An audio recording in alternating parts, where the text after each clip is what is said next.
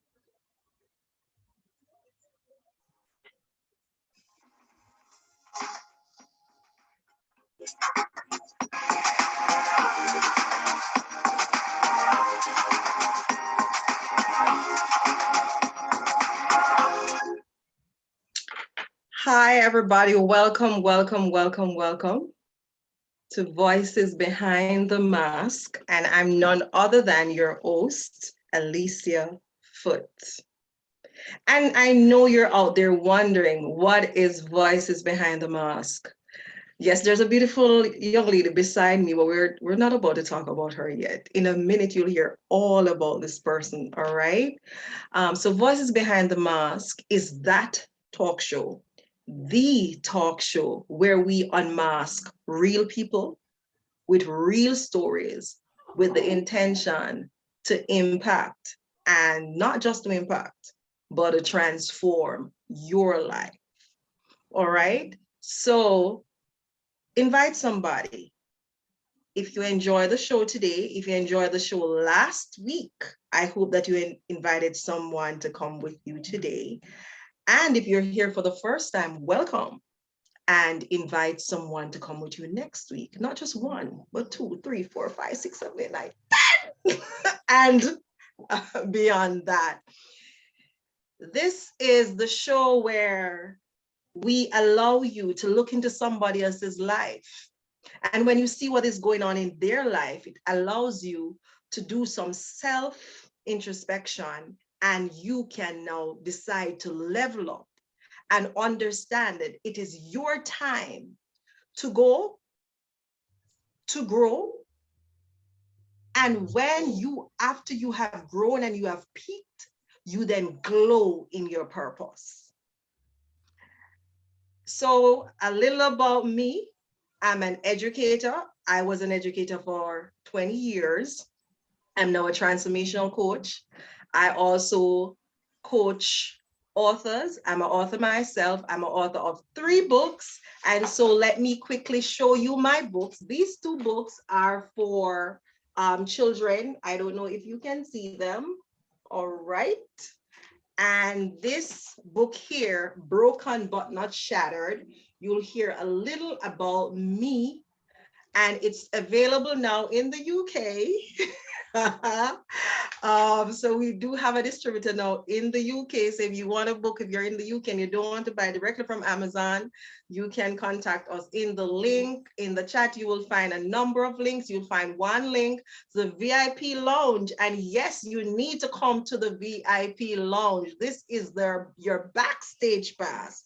All right. You know, when you go to a concert and you get your backstage pass, well, this is your backstage pass. You get the chance to rap with the guests. And not only that, we also have an in-house mental health practitioner who is in the room. And there are times when we also have a counselor in the room.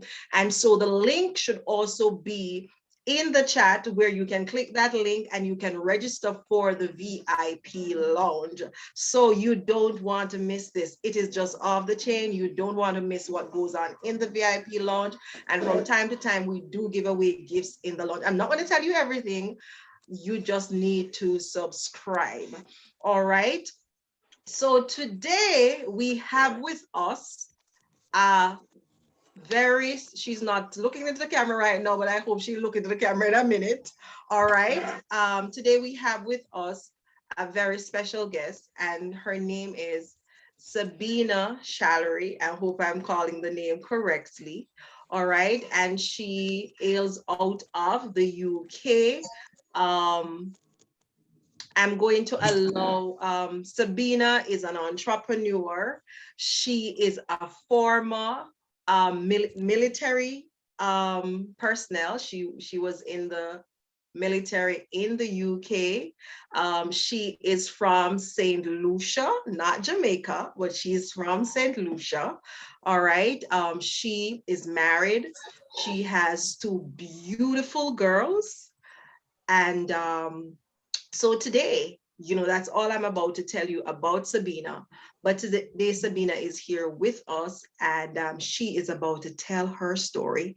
And I met Sabina, and just by looking at her, you never even think that she has a story, but she does, you know, and she has a very impactful story like all our other guests. All right. And So we start off our show. If you're here for the first time, you know that we start off our show every single week with the somebody put it in the chat, and I hope that you are here before you know what we do when I start off the show. So we start off the show with our dodging questions. All right. So the hope is that nobody has ever asked you those questions. And I'm very sure the questions I'm about to ask you, nobody has ever asked you those questions. All right. So we are going to play a quick little game. All right, because she's from St. Lucia, which is an island. I'm from Jamaica, which is an island. All right, neither of us now live in our own countries. All right, she's in the UK, I'm in the US. So neither of us are in our own countries. So we have that in common. All right, so first question. So we're both going to be answering, Sabina. So my question to you is, are there rivers in St. Lucia? Yes, Right. lovely ones too. All right, so yes, we have rivers in Jamaica too. Yeah, rivers are in Jamaica. All right. So my next question is related to the rivers. I had to ask you that question. I know you have rivers, but I've never been to St. Lucia, so I have to just make sure. All right, and I said these are the dodging questions. And so my next question to you is, what is, give me the name of a river that has a very funny name, you know, a name that it's just different. Like you look at it and say, what is that? Is that a name?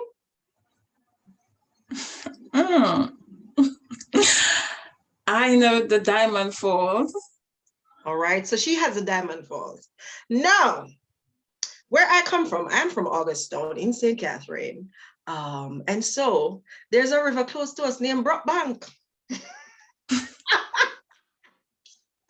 All right, I don't know how the river got its name, but for those of you who are in the United States, and I just use the dialect, it's broke bank. All right. Broke bank means you're broke. There's no money in the bank. I don't know how the river got that name. All right. So my next question to you now is about fruits. Do you have mangoes in St. Lucia? Plenty and loads of different mangoes. Mangoes? What are you talking about? All right. So my answer is yes. And so I'm going to use what she said. We have loads of different mangoes in Jamaica too. All right. So we do have loads of different mangoes. All right. So what is your favorite mango? My favorite, let me see if I know the name you call it. I don't know if it's East Indian. Do you all have a mango you call East Indian? Yeah, but what do you call it? I think we call it the mango mang. The mango mang. So yes. I love it. I'm just enjoying myself. So the East Indian in St. Lucia is the mango mang. I'm learning stuff. All right. It's so good to talk to somebody else from a totally different culture. All right. So my favorite mango is Blackie mango. Now, let me describe the Blackie mango to you, just in case you have it and it's called mango mango or something else. All right. So the Blackie mango is a green. When it's ripe, it's still green on the outside, and it has some little black dots. Sometimes it might have a little yellow on it, but it has some little black dots. Come to think of it, I never thought is of it really is it really sweet? Yes, it is sweet. But it's a small mango. It's yes, it don't get too big. No. I know what mango we call it a different name. All right. It's a very nice mango. But you're not remembering the name, but you have it. I know the name is, we call it mango ve. Mango ve. Yes. So mango mang and mango ve. All right. So that's our Blackie mango. All right. There you go, people. So there's mango mang and okay, a mango ve. All right. it is interesting though, because people from different cultures, we'd have the same things. And when I thought about it, I'm saying I'm going to ask you these questions, and those of you who know these are questions that we hope that nobody has ever asked you. So even if they ask you about your mangoes, I'm very sure you never sat and said, okay, what's your mango? What's mine? So let us know. We are both in two different countries, but we're in first world countries. All right. Um, what what is the first or most outstanding culture shock that you got when you migrated to the UK? Something that is just out, you couldn't, like, you're like, okay, this happened somewhere. What is this? What's going on?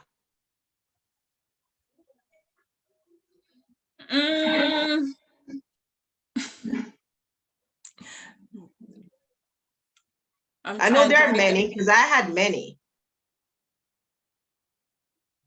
I'm trying to figure out which one. I think is the Fijians. They are from the Pacific Ocean. They are from Fiji.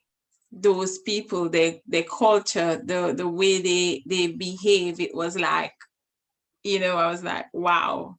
And I didn't know much about them till I met them when I came over here. So I only met them over here and know about the culture. And I was like, wow, This is you know, different. it's different. And the men, the thing with them, the thing that is very shocking with them, the men are very strong. They are, wow, they are very strong men, and when they drink they are uncontrollable. So it was like, wow, that's And it's different. it's like all like the Fijians, as we call, so all of them, most of them that you have met are like that. Yes, the men are like that, they're like that. They have their own alcohol they drink, and it's like a dirty water. All But right. it's just the way they behave when you in the midst and you go to their home, and when they come together, it's like, wow. All right. So that blew you out of the water. So for me, so I'm going to do one is, when I came here, I taught in the United States for 6 years. And so my shock was going into the school and seeing the hairstyle of the boys. I knew that they didn't wear uniforms. And okay, fine, I can understand that. But, where I come from, the hair has to be groomed, well groomed. And you can be turned out of school if you come to school with your hair, all over the place. So over time, after 6 years, it never bothered me. This is what I knew. These were my kids. It was the norm for me to go to school and see them with their little thing, rubbing their hair and so on. But that was it for me, like walking around like, how can you allow them to come to school like this? But over time, I learned to understand that this is a different culture. I had a roommate who was from the Philippines. And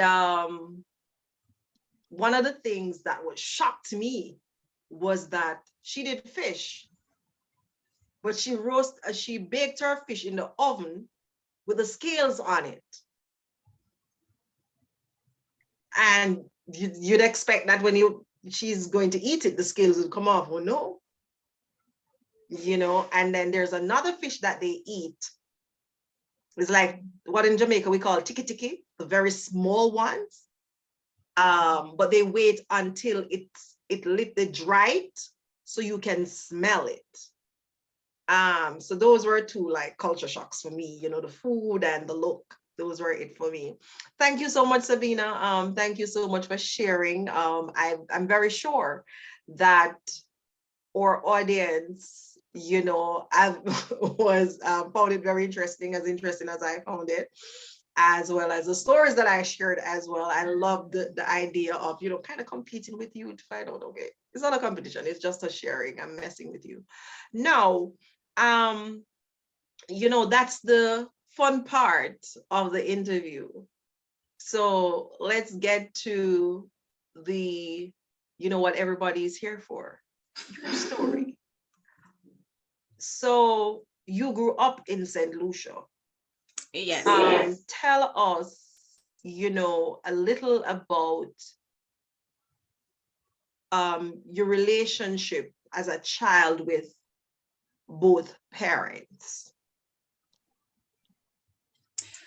Well, first and foremost, I don't have experience with, I didn't have a relationship with my father, and I don't have that experience living with both parents, but I have experience living with my mom. And my mom left, I was 8 years old when she left St. Lucia and migrated. And the experience I have with my mom before she migrated, it was good. My mom, she was a good mother, very loving. And when she migrated, it's not what you want. So me growing up, I felt like my dad was dead, because when people would say, "Where's your dad?" I would say he's dead because he's not in my life. And that's what I was told. So you were And told that your dad was dead. Was it yes, that? when we were growing up, there was no father, so we thought our dad was dead. And it never really bothered me because I don't have that experience. So it didn't really bother me. And I stayed with my grandma. And my grandmother, she was very, very strict. And she was loving, but she was, the way she disciplined you, it's beyond. And it's like growing up after my mom left, I don't have too much experience before she left, you know, because I was 8. And the experience I have after she left, living with my grandmother, because when my mom was there, it's like everything was okay. She was a loving mother. She was there for us. But after she left, it's like things started going downhill for me. I felt like I needed my mom. I wanted her there with me. You She said used she left when you were 8. 8 years old. Yes. Where did she go? She migrated to Martinique. And she left all of us with my grandmother. How many siblings do you have? I have 2. My mom have 6 of us, 3 girls and 3 boys. Okay. So I am the 4th. So when she left, it's like everything seems to be okay, but I really started missing her, because she used to come every Christmas and spend Christmas with us. And when she had to travel back, it's like I would really, really miss her. And sometimes I would hide and cry, because my last sister, I am 2 years older than her, and I didn't want her to see crying, because I know she would break down. And I'm thinking You the had to be same strong pain. for her. You were in I pain. You had to be strong for her. Yes. And then my grandmother, she was very close to my mom and my mother twin sister. My mother twin sister lived right next door to us. Like, it's like we live in the same yard, and she's married. and she have a family. So that's where I feel like, okay, I start wanting a dad, because you see your cousin, they have their mom and they have their dad, and it's a happy family, and you want that, and you don't have it. And one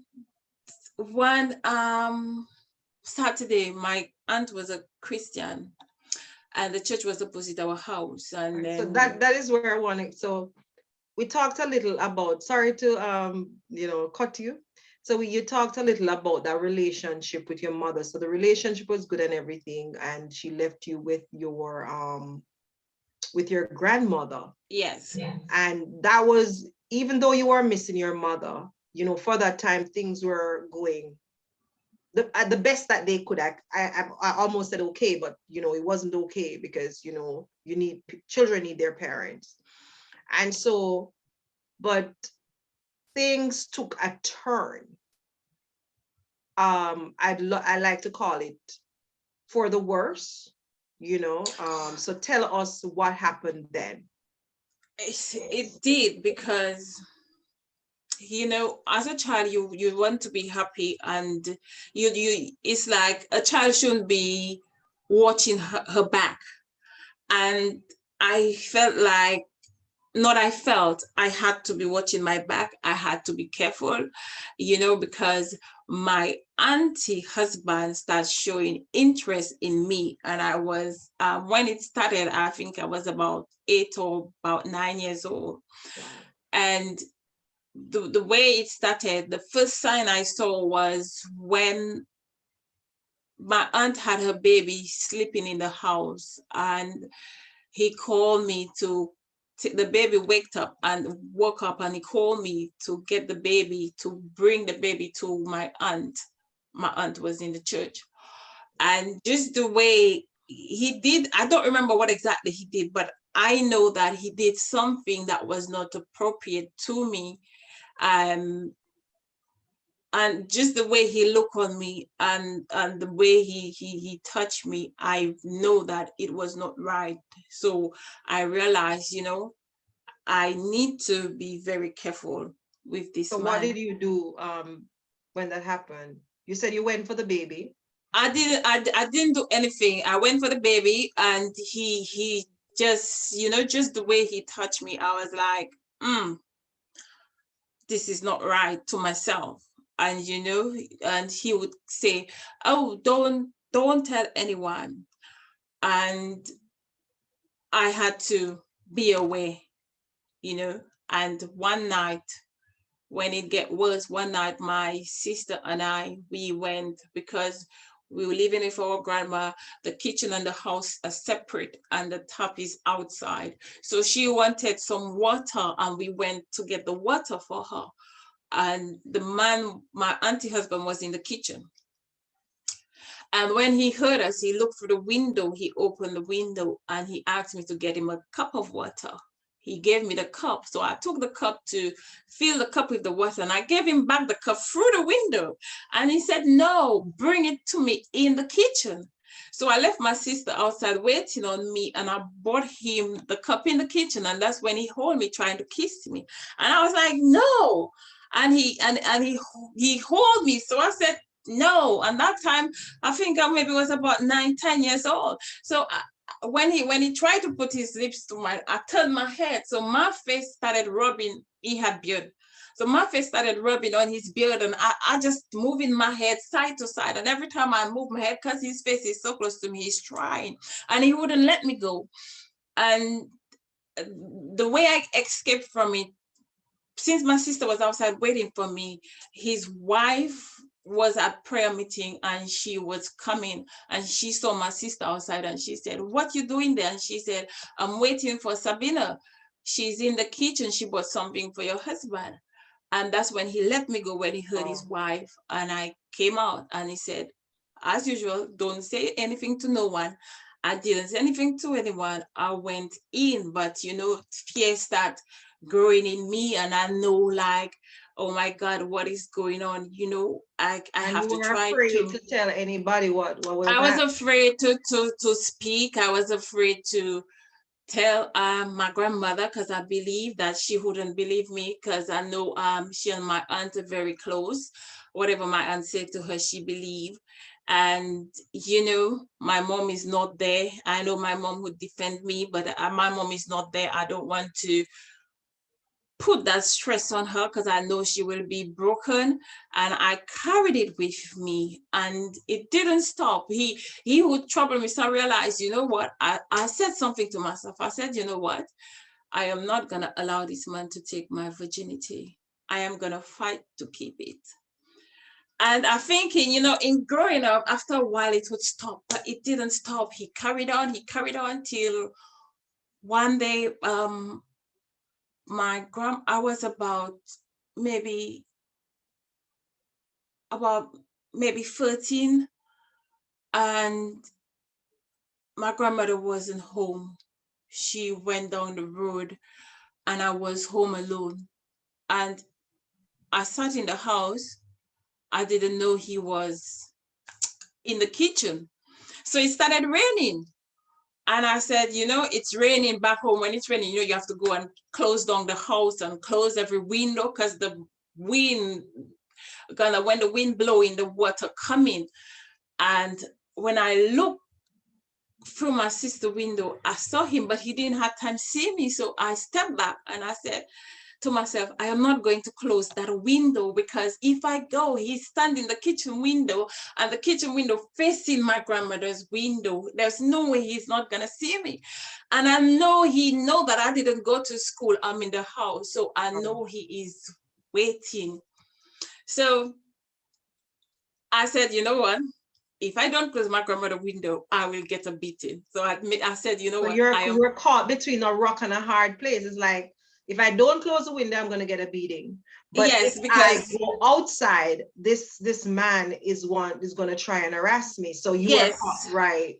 So I said, okay, I'll take the beating instead and leave her the window open so her room will get wet. And I couldn't take it again. I said, no, I am gonna go and close that window. And I am gonna, when I finish, I'm gonna run and sit in my sister's room, because I said I know he's not gonna come to my sister's room, my older sister. And I went and I closed the window, and he said, oh, you're alone home? And I said, yes. And I ran back in my sister's room, and he came in the house. So I'm thinking, you know, I'm not going out there because he's not going to come in the room. But he came in the room. Wow. And when he came in the room, he threw me down on the bed, and he tried to force himself, trying to rape me. And I was like, no. And as a little girl, I had to fight this man that Wow. that did not take place. And then again, he would say, don't tell anyone. When he saw that I would not give up for him, don't tell anyone. He gave up, he walked away. I did not say anything. I kept it to myself. And I'm thinking, God, when is this gonna stop? So then I learned to start talking to God. It's like I didn't know how to pray, but I knew how to talk to God. And this is You who I know would that say there was a God, and so you were just having this yes, conversation because there don't no one else. yes, there was no one else. I didn't want to tell my mom. I didn't want to tell my sisters what's going on. I kept it to myself. And, you know, growing up, I realized it would not stop. Sometimes I would be in the kitchen washing dishes, and the kitchen have three doors, one side door, one door facing the house, one door facing the back of the kitchen, his house. So he will come through the back door from his house So through the it's a back door. detached kitchen, a kitchen that was detached from the house. Yes. And he I know. wouldn't I stop. grew up with a kitchen. I know what you're talking about. So he wouldn't stop. So he would walk straight. But in the walking, it's like sometimes my grandmother and his wife is sitting right outside in front of my grandmother's house, and he would not stop. So when he passed, in his passing, he would touch my breast, you know, or touch my private part. and just walk. He never stopped. So even if I go and say, oh, this is what happened, no one will believe me. It's like I was caught up, because no one saw he stopped. I said They saw him just passing they you. saw he just passed, but they never saw what he did. He never stopped to do it. So it's like, I was like, this is really, really getting to me. And when I arrived, like when I turned 18, and it's like, I said, I can't speak to my grandmother. She's not gonna believe me. And it's like, this is just too much for me. And I don't know who to speak to. I don't know what to say.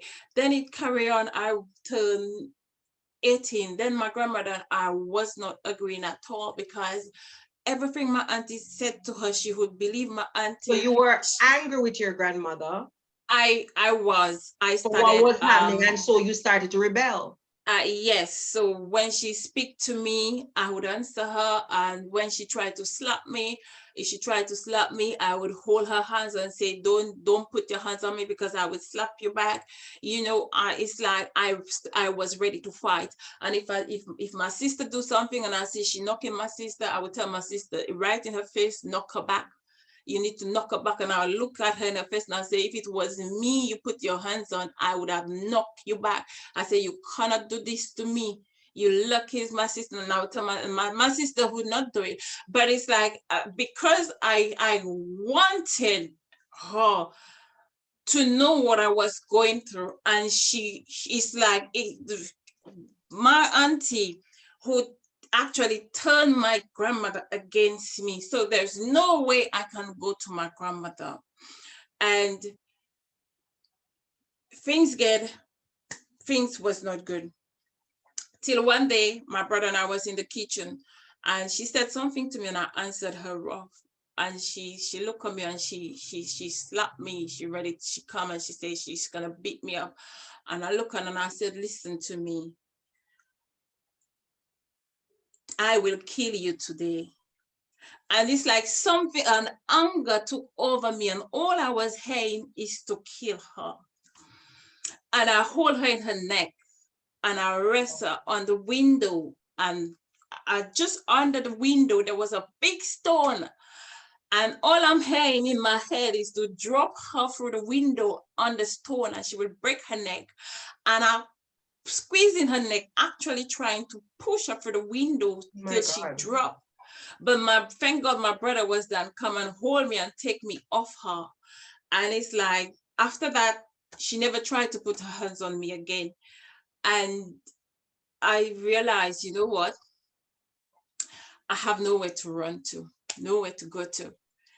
And when they were preparing dinner, I was with my sister and my brother, and my auntie husband walked past, and I heard my sister said, I hate this man.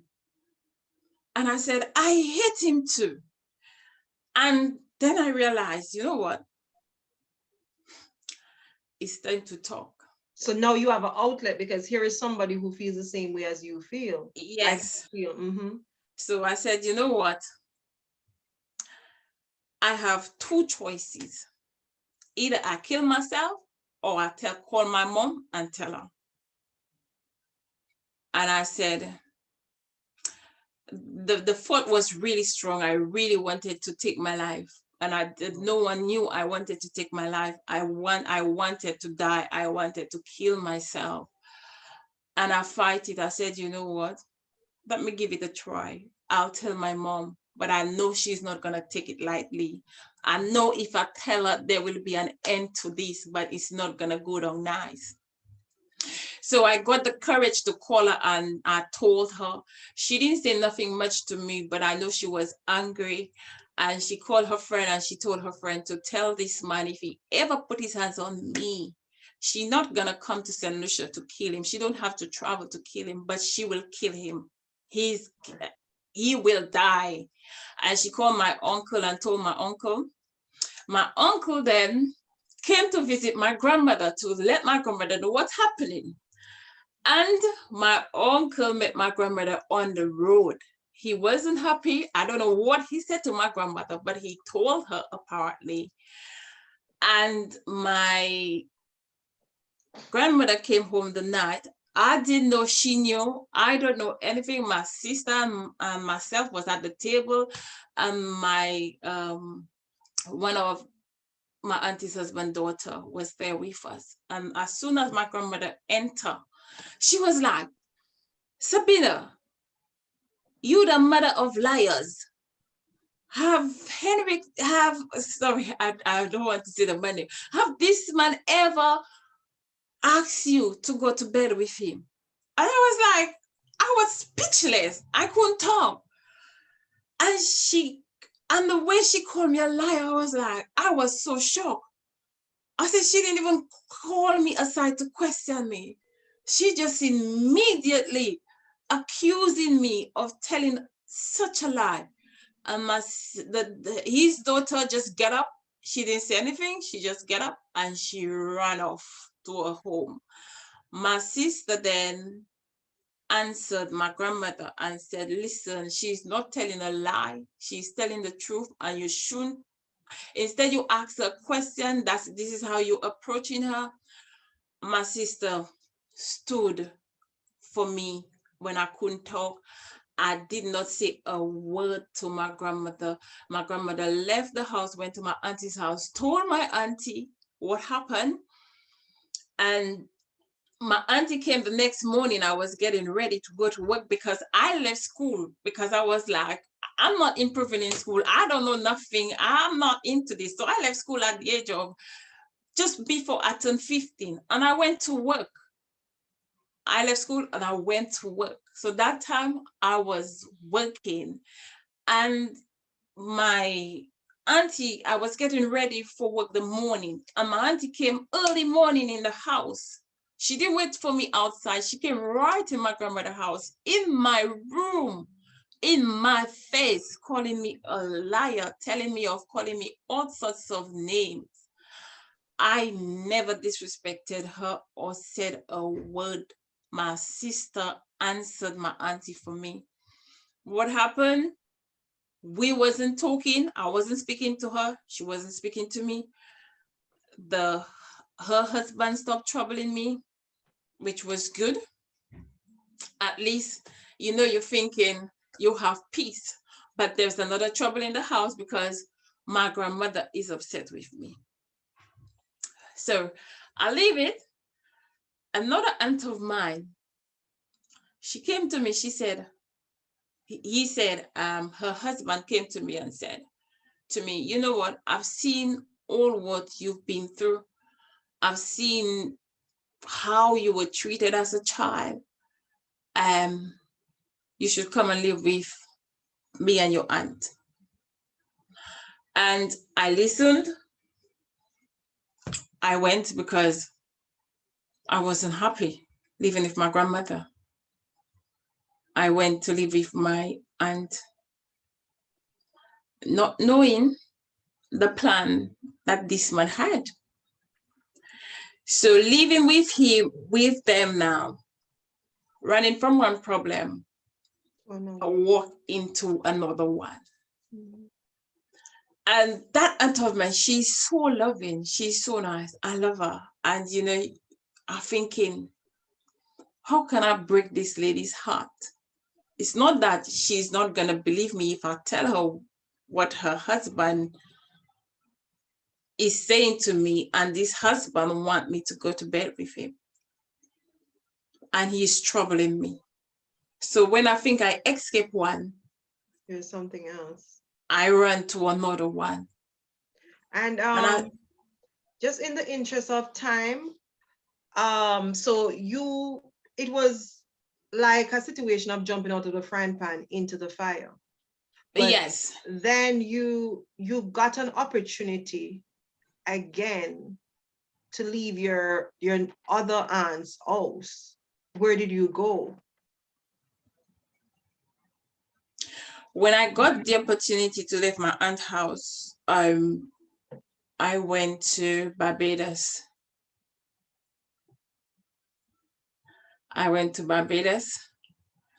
And I was living with my cousin and her dad. And your cousin invited you to Barbados. Yes, she invited me to Barbados. A friend of mine paid my ticket for me. I went there and I was looking for a better life actually. So that's why I went there thinking everything will be better. Stop all of this, because just before I went to Barbados, I went out with a friend of mine after all these things was going on whilst I was living with my auntie. And that friend tried to rape me whilst we went out. But what I didn't know that he had AIDS, full blooded, and he was sleeping with young girls and give it to them and write the name in a book. So when we went out, it's like I remember that era when a lot of people were doing that. I had to wrestle with him. So when I saw that he was stronger than me and I couldn't, I just laid back and I said, God, I know you are powerful and I know words are powerful. I need you to speak to this man right now. And I need this man to look on me and say, I cannot do it. I said, God, make him say it right now, because even if I scream, there is nobody to help me the place he took me. So it's like I was all alone, but at that time I had to put my faith and believe that God can do it. And I call on God, and immediately this man look on me and get off me and say, I cannot do it. I will take you home. Instantly. And after that incident, I went to Barbados, and when that incident happened, I hated part of my body. Every part of my body he touched, I hated it. I just wanted to chop it off. Yeah. And I went to Barbados looking for a better life because my cousin invited me. I got my ticket paid for, but things did not get better. It got even worse because my cousin dad wanted me to get involved with him. And I was like, no, why everywhere I go, this the same thing happening to you, following me? It's like, I can't live in nobody's house because their husband are after me. Why? What is going on? And I'm thinking, no, I'm not gonna do that. And one night I was sleeping. And when I jumped out of the sleep, I saw the man touching me up.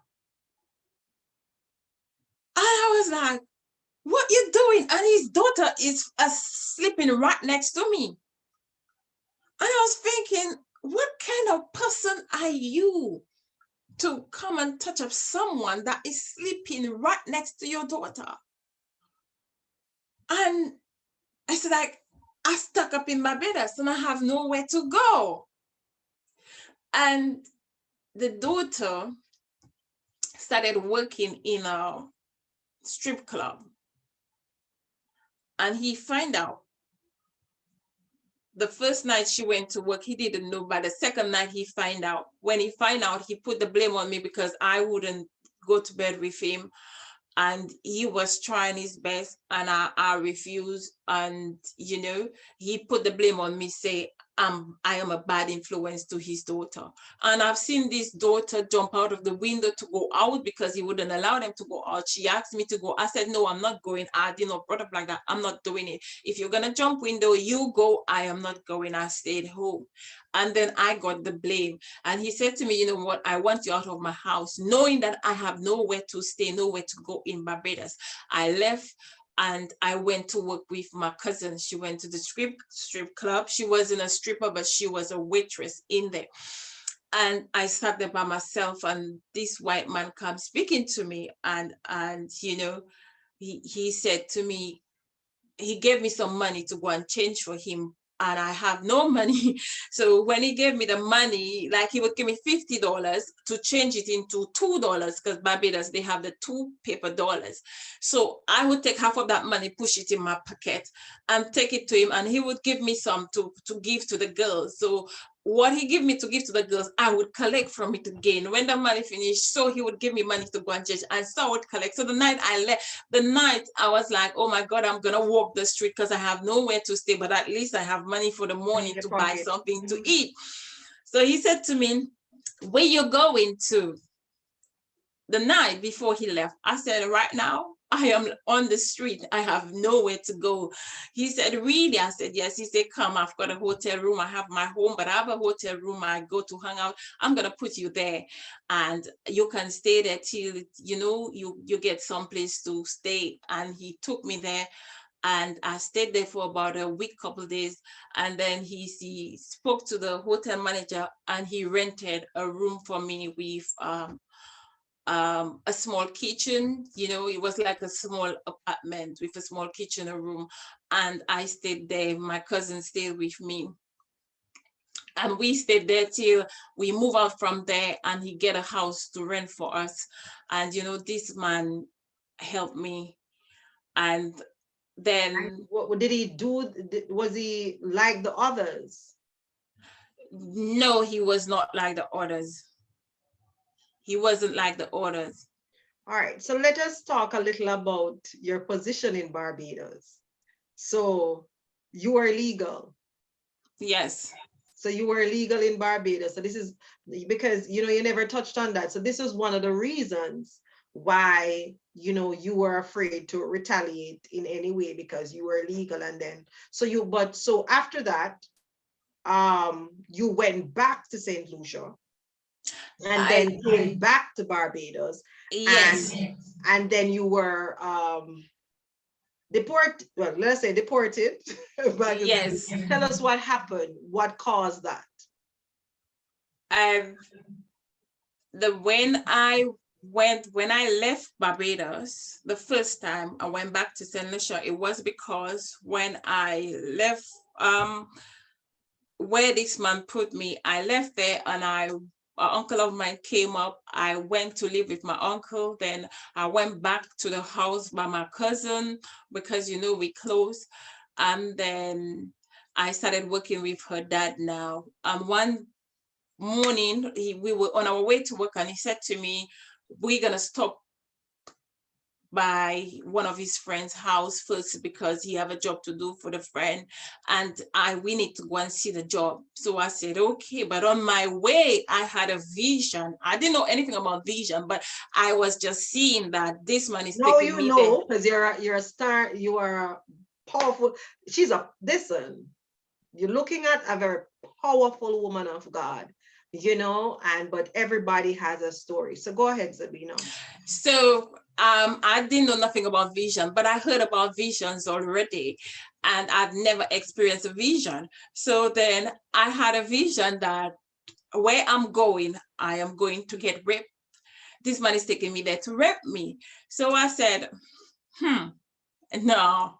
So I start speaking to myself and say, Sabina, you're too narrow-minded because of everything you've been through. This is coming up and play in your head because Because of it's the another experience. man in the picture. And then it would not go away. It's like I'm watching myself on a TV, and I'm like, no, what is this? And I said, okay, God, is that you? And I said, God, if it's you, I'm going to put you to the test because I don't know what's happening. If it's you showing me where I am going, I'm going to get raped. You need to show me what I should do. So then I heard something say, don't go in the house, stand outside. I said, oh, really? So I said, what if I went to go inside? He said, you're going to get raped. So it's like God and I speaking now. This voice is speaking back to me. So I said, okay, what if I go in and I get raped? What should I do? Because if you say you are God and you show me what's going to happen, you should tell me what to do. He said, you work for this man, you need to get paid. Take your pay, take your money, go back to St. Lucia. Go back to St. Lucia. So I like, okay. I went to the house. That time I am afraid because I know what I encounter on the way. And I stand at the door. I didn't go in, and he called me, come in. I said, no, I'm fine. I'm not going in. And he begged me, and I said, I need to come out of there. Let me go in quickly and run back out because, I went in, watched the bathroom, the job we're supposed to do, and I ran back out. So where he fooled me was, okay, I have my eye on him. So when he saw that I played that first trick on him, he know that he need to get me back in the house, and he won't let, as soon as I come in, he will hold me down. But I'm thinking, I've done it the first time, I'm gonna try the same thing again. He calling me back in the house and I need to go. So I said, okay, I did it the first time, let me do it, run in and then run back out. And as soon as I come in, he hold me down. And we started wrestling. And he wouldn't let me go, and we wrestled, and this man hold me down to rape me, and I insist that you're not gonna rape me. And he hold me and finger me, and he came at the back of my dress, and I like graphic. but We're going to hold the graphics a little, but he did molest you, all right? yes, and I had to take public transport to go back, home. And I just followed the instruction and went back to St. Lucia. And I I got another invitation to come back to Barbados, and my friend paid my ticket, everything for me. And I went back. But this time, it wasn't good, because I went through again, and then illegal again, and then, things just happening. And I said, you know what? When I think that I was hitting rock bottom, I met a cousin of mine by father's side I didn't know. And what happened is, when I met him, I met his girlfriend. She had a salon. I spoke to him. He spoke to his girlfriend, give me a job in the salon, everything. And, we were talking. He was happy. He met his cousin in Barbados. I'm happy. I met a cousin of mine.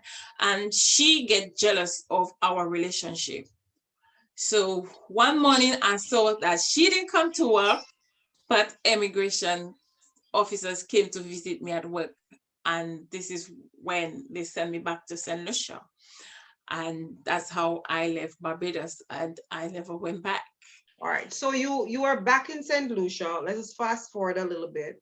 So you're back in St. Lucia, and you met somebody, which is now a consensual relationship. So you met somebody, and you were now in a relationship. What happened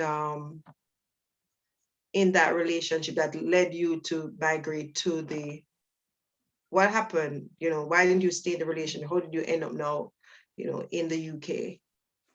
Well, being in that relationship, I was leaving. My ex, his father had a hotel, and I was leaving at the time.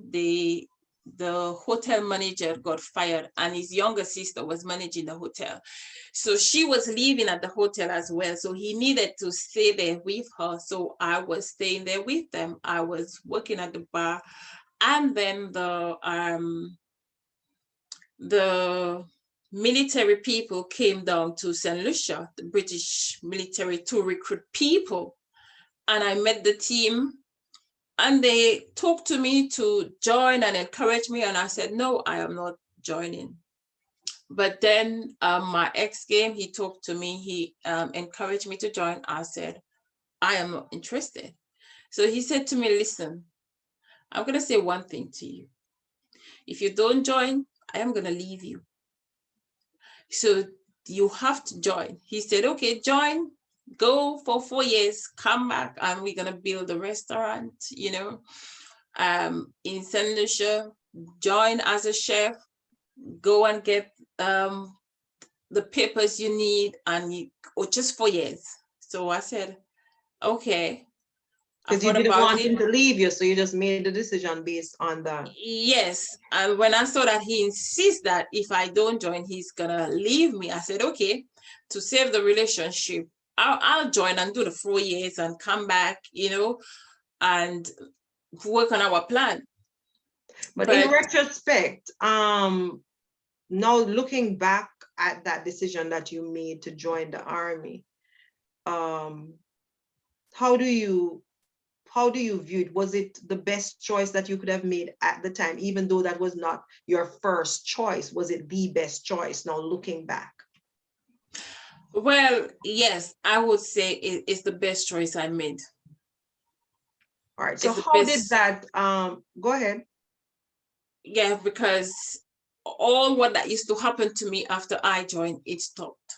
So it was the best choice. How did that relationship come to an halt? Can you tell us about that? And that relationship came to an end after I discovered he was married before and he was going for a divorce. And when he called me and told me he's going for a divorce and he have to pay $5,000, I sent him $1,000 to help him pay for the divorce and everything. And he said to me, "Don't call him at home because he's never home and he's always, working and working late and on the road. So just ring on his mobile." So I followed that orders. But one morning I was trying to ring him and I couldn't get him. So I said, you know what? It's still early in the morning. He may be at home. I'm not getting him on his mobile. Let me try the house phone. I rang the house phone and a little boy answered the phone. So I was confused. I said, because I know he have loads of friends. So I said to him, is Junior home? And he said, no. And I said, really? And then I said, oh.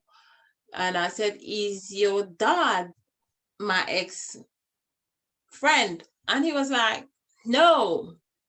So I didn't pick up anything at the time. But when he said no, I said the only thing it left to ask him if his mom. And I said, is your mom friends with my ex? And he was like, yeah. I said, where's your mom? And he said, she's outside washing. And I said, okay, what's your name? How old are you? He was 10 years at that time. And he told me his name. I asked him where he go to school, where he from, and he told me everything. And I said, put your mom on the phone. And when he called her, I could hear she was shouting after him in the background. Why did you answer the phone? You was told not to answer the phone. So basically they got instruction that they should never You answer got the house instructions phone. and they got instructions. Yes. So when she came on the phone, I said, good morning. I am, who are you? I called to speak to my ex and he's not there. So who are you? And I am his girlfriend. And I told her my name and she said, I am his girlfriend. Wow. And I said, really? So he never told you about me? She said, no, he never mentioned you. He never told me about you or anything. I am his girlfriend. I said, oh, well, wow. I said, well, when he come, ask him who Sabina is from.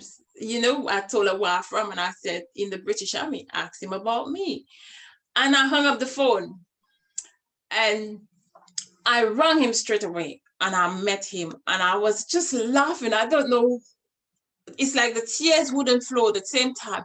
And I was just laughing. And I said, coincidence, you will never guess what happens. He was like, what happened? I said, you have to go home and and I called the girl name, explain to her and tell her who I am, because apparently I just spoke to her and you never told her who I was.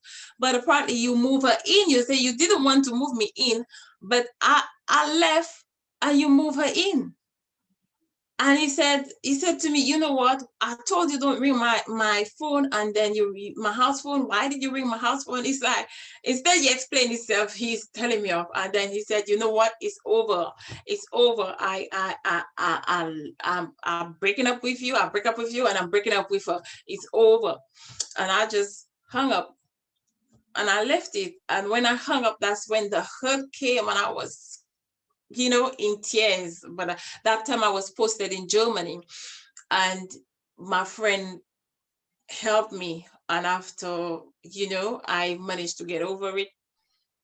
And I just prayed to God. And then I said, you know what? And you were still not a Christian at the time. I was not Christian at the time. So tell us now about how you got your breakthrough from everything that you went through, how God gave you that breakthrough. Tell us about that day.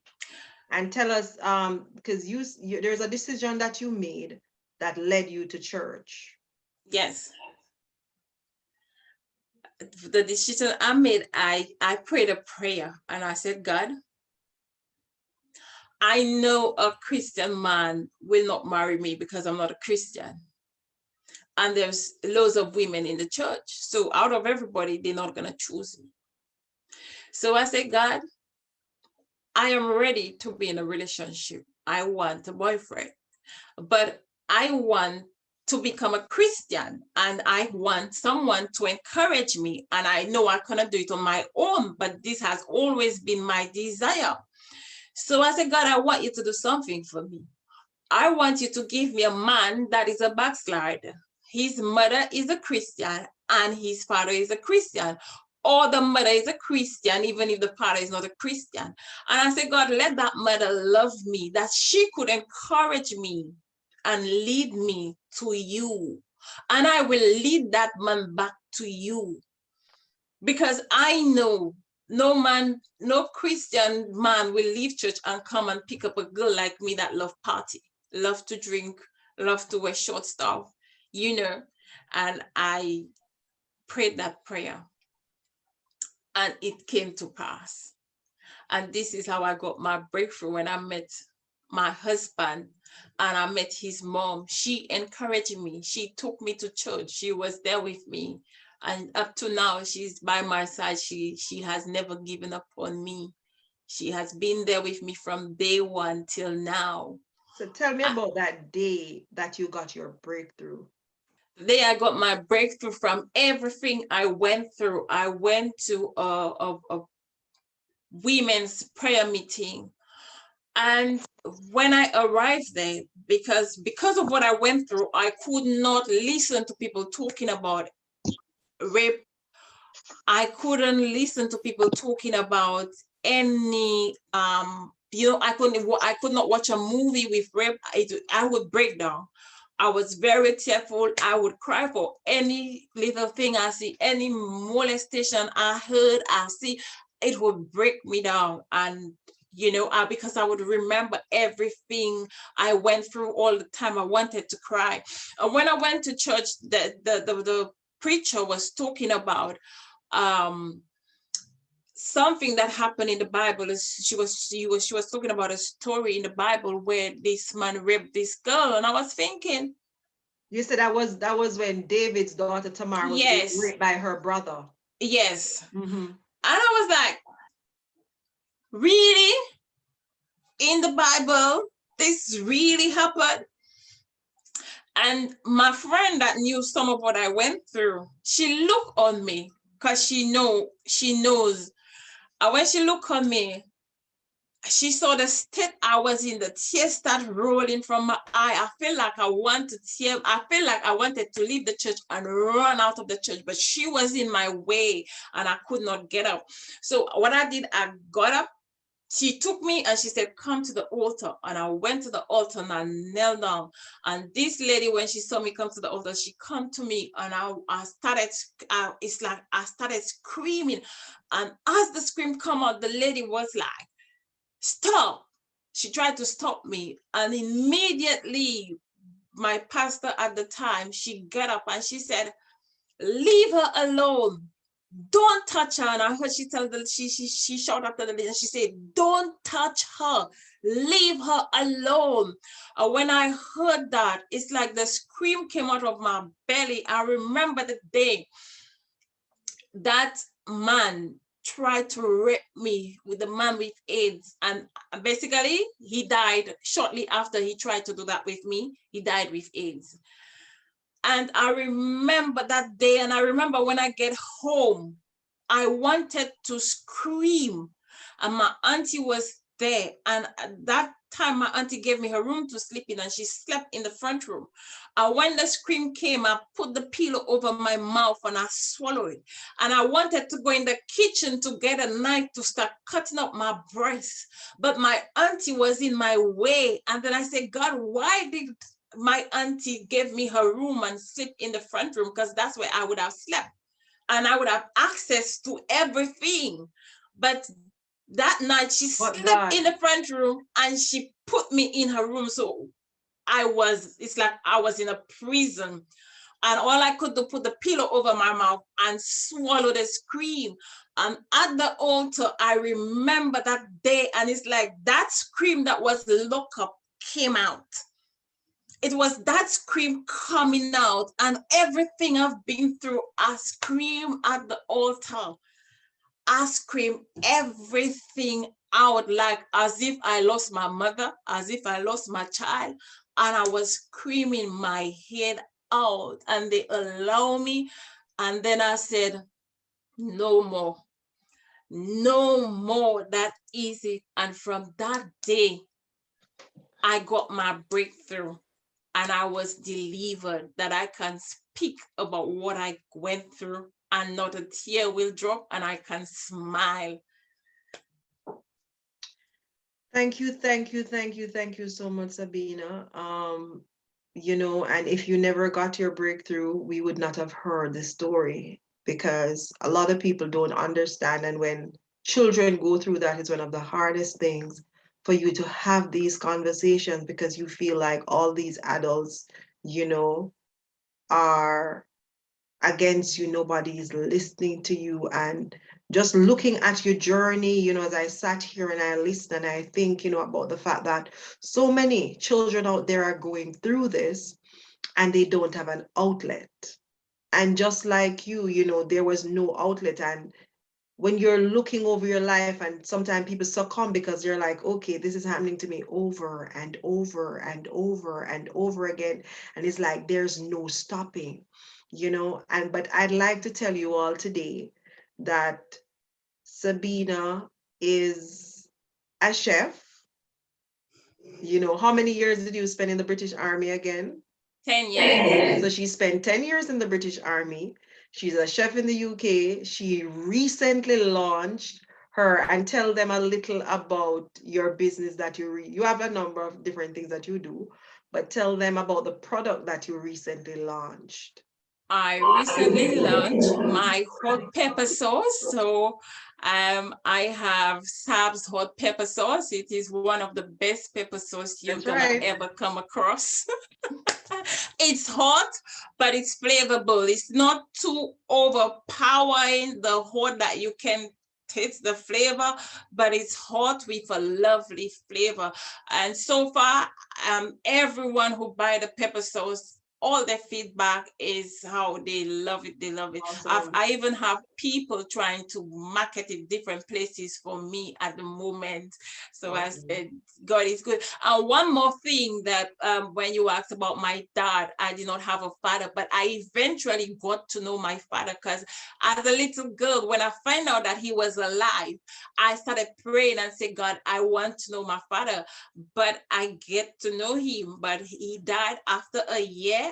After I get to know my dad, my brother went to look for him, and he came to look for me, but he wasn't living in St. Lucia.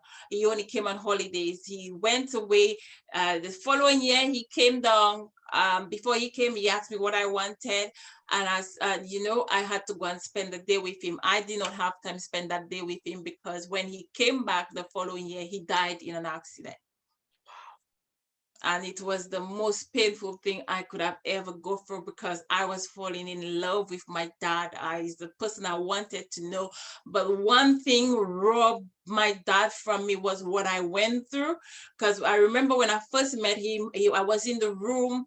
He came to meet me, spend the night at his house.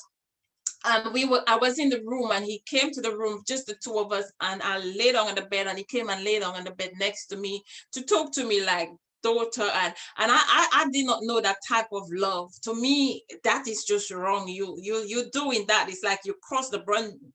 It's like, no, what you doing? And when he did that, I was like to myself, my God, I meet my dad, and there's a big disappointment.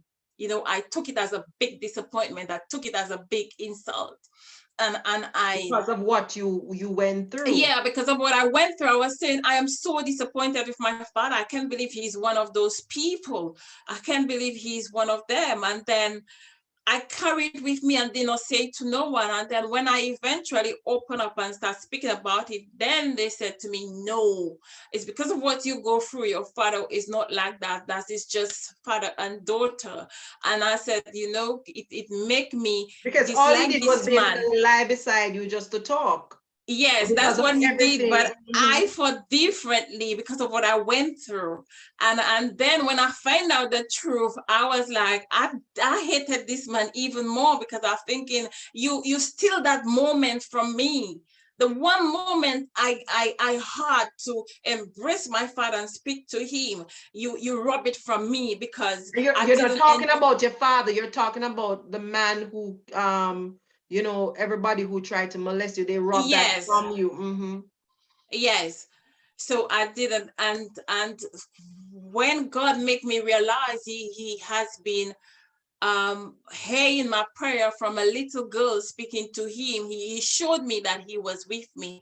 And the way he showed me that he has been with me was, I always say from a child, God, if I am pregnant and you give me a girl child, don't let this man ever see my child.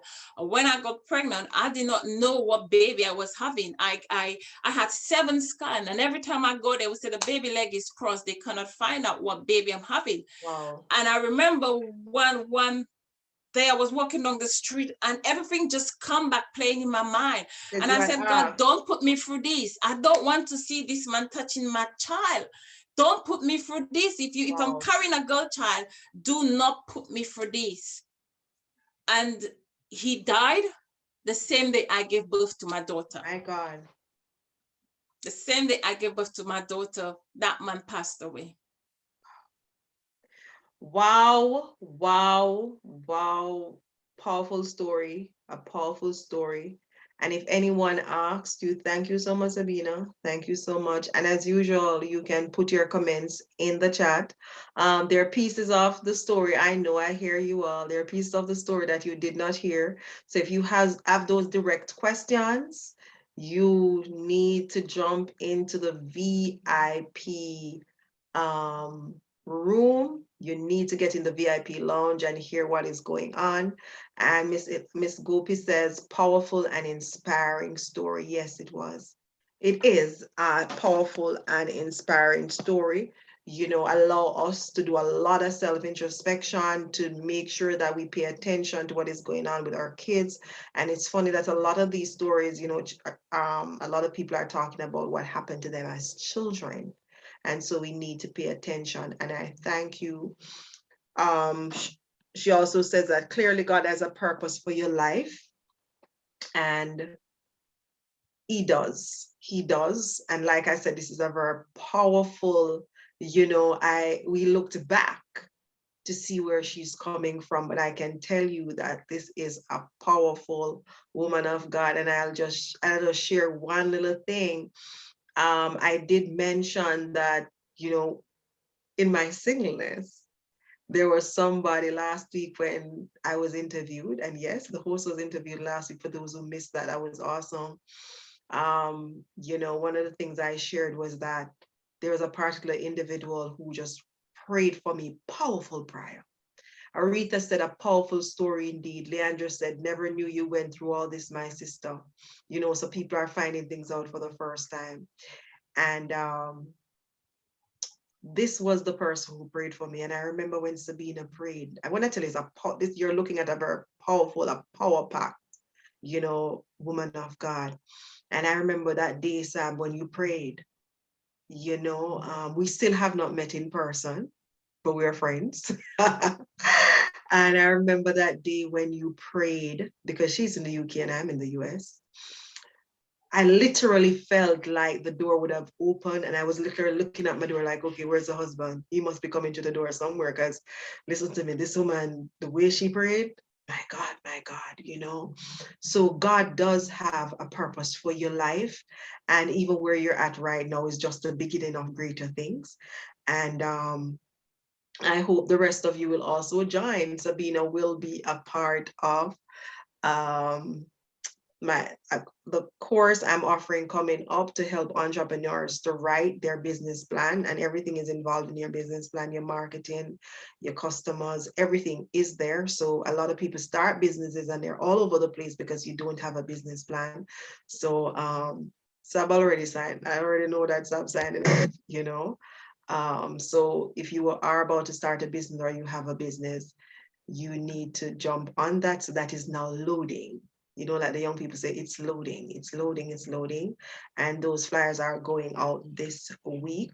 The link and everything has already been prepared. So all of that is going out this week. Again, Sabina, thank you so much for sharing your story with us. Thank you so much for sharing your story.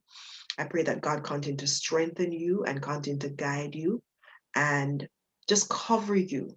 And I pray that everyone who came on this show, if you walked Sabina's walk, know that there is light at the end of your tunnel.